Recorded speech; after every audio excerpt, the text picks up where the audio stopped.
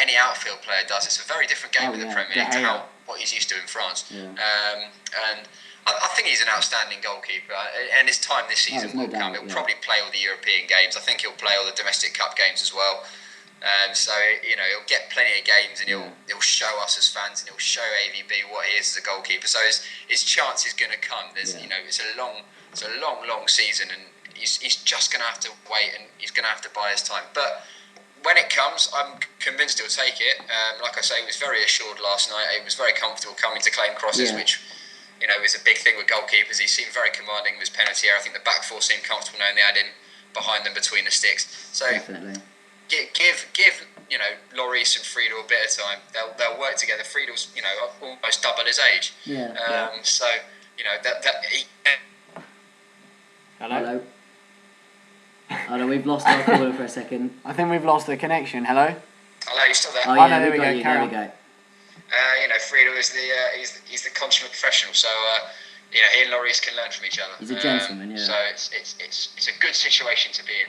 I think it's a good time to be a Tottenham fan. Exactly. So I know it's the Europa League, but I'd like to see Tottenham win it, and I'd like to see us challenge for the top four again, and hopefully we can take a cup competition. And we'll have to see how AVB does, and hopefully I won't be talking in a few weeks' time of how I should be preparing for another manager to come in. I mean, one final question for you: where do you think realistically you'll finish this season?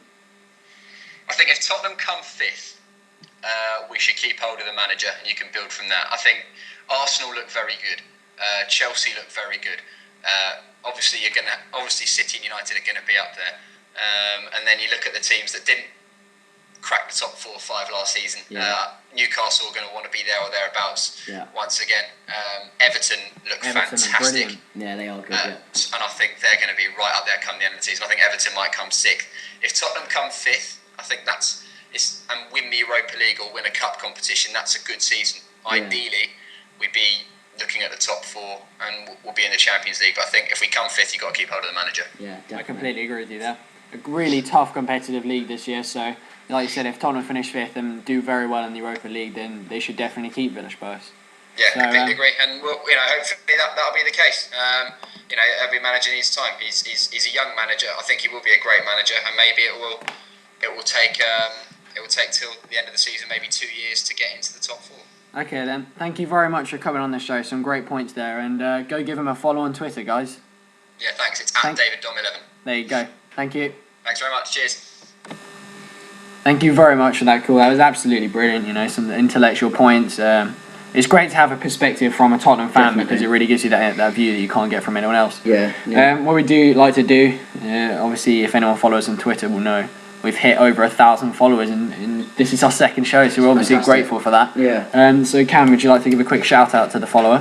So our 1,000th follower, obviously, like James said, we're very grateful to all of them. But this guy is, or girl, not too sure, is IANMC12, and you spell that as IAINMC12. So just give him a follow on Twitter, and just thanks a lot for being our 1,000th follower, mate, and thank you to all our other followers. So we're also going to do a shout out for every 100th follower now until our 2,000th. So thanks a lot, guys. Thank you very much. So the final thing we want to do before we end our second podcast is we're going to talk about the predictions for the weekend's games, and we've got some great games coming up, and Super Sunday. Oh, wow. That is unbelievable. Don't have anything planned for this Sunday. Sit on the sofa or go to the sofa day. Yeah, exactly. So we're going to kick it off. Swansea-Everton. A great fixture, actually, this one, isn't it? 2 teams that are playing well at the moment. But, Swansea a little bit of a trip up last week, which is a little bit of a surprise against Aston Villa, especially the way both teams are playing. Swansea on form. Aston Villa seem to be finding their feet a little bit. But I went for... Yeah. No, well, no, yes. So this Swansea-Everton game, I went for 2-1 Everton, actually, here. I went for the same thing. I think, like you said, Swansea, they're at home, they're a very strong side, they know what to do, they can defend well. But Everton, they've really improved over the summer. They definitely will feel hard done by against Newcastle, so I went 2-1 to Everton as well. Yeah, I think they'll just have a little bit of strength up front with Fellaini and Pienaar. Might be a little bit too much for Swansea to handle. Next game, Chelsea-Stoke. Good lineup, actually, this one. I just hope, obviously, it's at Chelsea's ground, actually, so I just hope that Stoke don't go there looking for a point, as they do occasionally. But I think Chelsea might just have a little bit more on Stoke in this one, and I've gone for 3-1 to Chelsea. I've gone for the same goal difference. I've gone 2-0 Chelsea. I think Chelsea have been very assured at the back, and I think Stoke will find it hard to get anything out of this, especially being away from home. Yeah. So Oscar's goal midweek. Oh wow. He needs to start again. He was unbelievable. Yeah, exactly. Fantastic. So next game, Newcastle versus Norwich. Newcastle struggling for form at the moment, but then again, Norwich are too, like we said. Yet to win, aren't they? Grant Holt, not really finding that form that he had last season. That was just fantastic for Norwich. Just really was their main man, firing away last season. So my prediction here is 2-0 to Newcastle. I've gone for 2-0 too. Brilliant, Cam. Great predictions. Great minds think alike, but. Like I said, Newcastle, they haven't been as good as they were at the end of last season. They really need Pape Cisse to get back into it. Yeah. But Norwich, I think, are still looking for their first win, and away from home, Newcastle would definitely be too strong for them. So 2-0 for me. Yeah. Southampton versus Villa. I've gone for 2-1 Aston Villa. Southampton haven't got a point yet, but obviously you have to consider the teams they faced. You've got the top four there. And Villa have really improved over the last few weeks under Lambert, not Ricky Lambert, Paul Lambert. Yeah. So 2-1 to Aston Villa for me. Yeah. I'm similar with James. I think obviously Villa are playing some good football now, like we said earlier. But I think Southampton will go out looking for a point in this one. Obviously they're going to want to get a result at home against a side which they think they could probably take. So I'm going to go 2-2 actually. That's interesting. Yeah, it could well be 2-2. Yeah. So next game, West Brom versus Reading. I've gone for 3-1 West Brom. They had a blip last week against Fulham, but they've got a real strong side. And at home to Reading, Reading haven't found their feet yet in the Premier League, but they'll be eager. They know that they need to get some points on the board and fast, because often the teams that do stay up, that do break that the curse, is the teams that get the points on the board quickly and fast. Yeah, I think a West Bromwich Albion team that's playing some good football at the moment, mate. I just think they're just going to be too much for Reading this weekend at home. I think the strength and the pace in the West Brom team will just be far too much. And I've gone for 3-1-2. Oh, 3-1-2. Close predictions this week. You copied me. The next game we got is West Ham Sunderland. Good game. I think that'll be a good game. Will be close, because West Ham, they've started off reasonably well, and Sunderland have also started off well. So I've gone 2-1 Sunderland.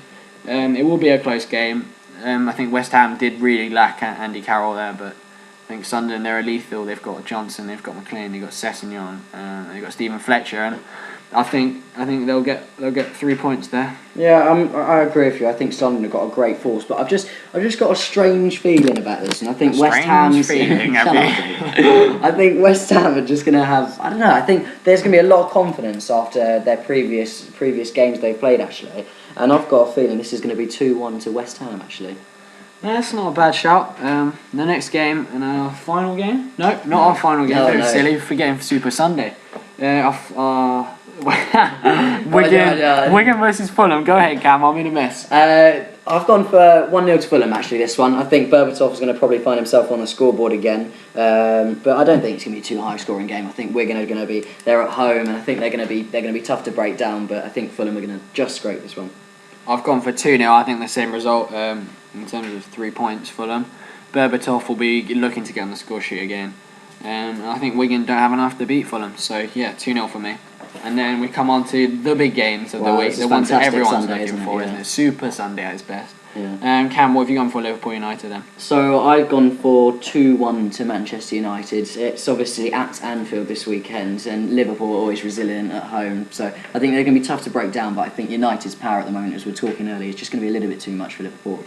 I mean, they've definitely improved under Rodgers. They need to give him some time, but they very nearly beat City if it wasn't for a couple of errors there. So I've gone for 3-1 United, because I just think United do look too strong, and if they they should probably have Kagawa back, and Van Persie should be in it again. They're a big game team though, Liverpool. They are a big game team, and Anfield will be up for it as well. Yeah, so exactly. there's a lot happened to Liverpool recently, with the Hillsborough and stuff. So they'll be right up there. They can do it. Yeah. But I've gone 3-1 United. So our last game, probably arguably the biggest highlight of the weekend, City versus Arsenal. I've gone for 3-1 to Manchester City this weekend. I just think, City are playing some good football at the moment. Despite the 3-2 result against Real Madrid, they're going to be knowing that they're playing some good football, and I think they're going to want to come out fighting and proving themselves that they are a competitive team. And so I think there's going to be a few goals from Tevez and maybe one from the likes of Yaya Toure.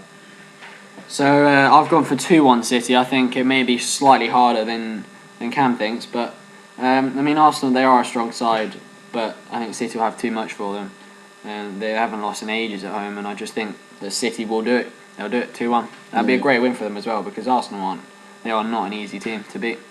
So that's the end of our match predictions. But what a little shout out! Don't forget the 1,000th follower, Iron Messi 12. I can't even pronounce it. You need to change your name, mate. If you're gonna get some more shout outs. Also, please give the 2 guys that have come on today a follow. We've got David and we've got Varun or something, wasn't it? Yeah. So they should be on our followers. We just give them a type.